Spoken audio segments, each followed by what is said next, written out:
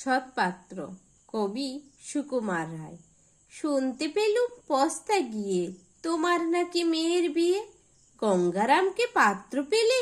জানতে চাও সে কেমন ছেলে? মন্দ নয় সে পাত্র ভালো, রং যদিও বেজায় কালো।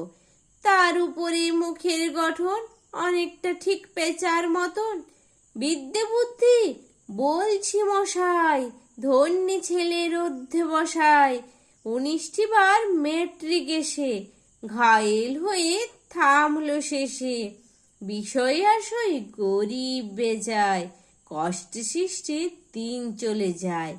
মানুষ তো নয় ভাইগুলো তার, একটি পাগল একটি গোয়ার।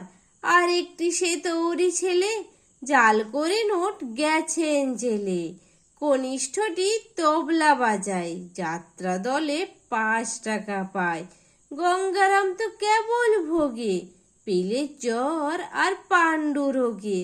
কিন্তু তারা উচ্চ ঘর, কংসরাজের বংশধর। শ্যামলাহিরি বনগ্রামের, কি যেন হয় গঙ্গারামের। যা হোক এবার পাত্র পেলে, এমন কি আর মন্দ ছেলে?